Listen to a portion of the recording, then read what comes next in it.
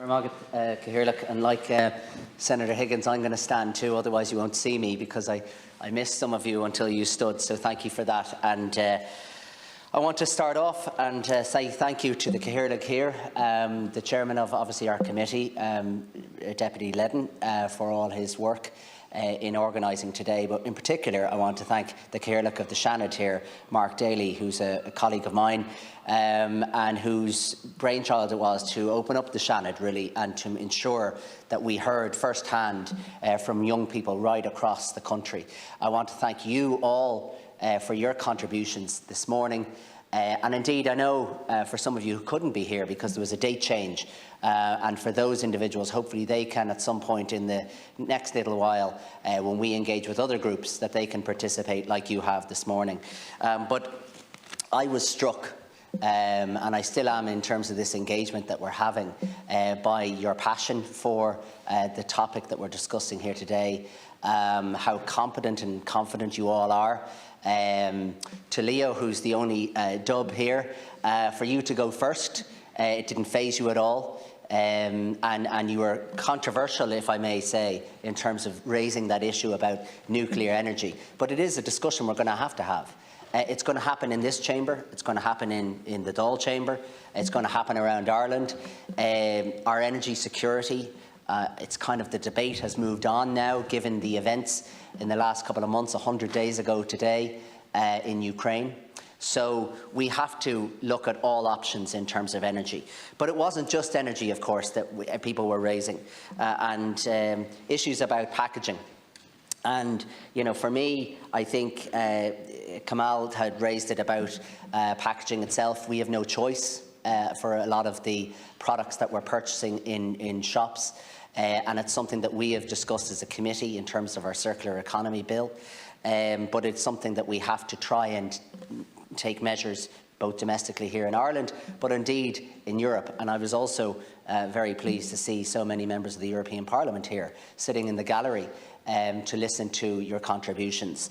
But I think for me, if I were 16 and I was invited into the chamber here, it would have been a great privilege. I think it shows you the engagement that you have at your disposal, be it with the Corlin and Og or indeed with Feroga. But today is a very unique day, and you took the challenge without any hesitation. You are very, very passionate, each and every one of you, about it, and you spur us on because you engage with us. And what I would say is, not just for today to let this be the only engagement, and I know it won't be for many of you, but for a lot of us, we look for ideas and suggestions, be it when there's new legislation coming, or indeed for public consultation for various initiatives that's being run by government. And for each and every one of you, I would say to try and engage with that process, because your ideas, how small or how large, how costly they may be, we need to hear them. And so today shouldn't be your last day. And I'm sure many of you may be sitting, despite what Deputy Farrell says, you may be sitting in this beautiful chamber, elected in your own right, or indeed the chamber down the hall. And I hope you are. I hope many of you consider a life in public life, because it is really necessary that we hear your thoughts and your ideas, and you get to implement them in time to come. But if I can then, Cathaoirleach, because I can feel the stairs coming, I'm sure I'm over 2 minutes now at this point. I mentioned the issue of energy, but I was also struck by the biodiversity question as well that was posed to us.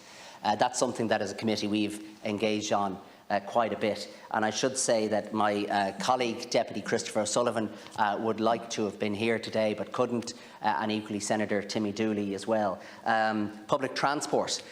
Finlay, you mentioned how you got here, and I'm very impressed how you got here and that you got here, given all the challenges we hear about Dublin Airport over the last couple of days.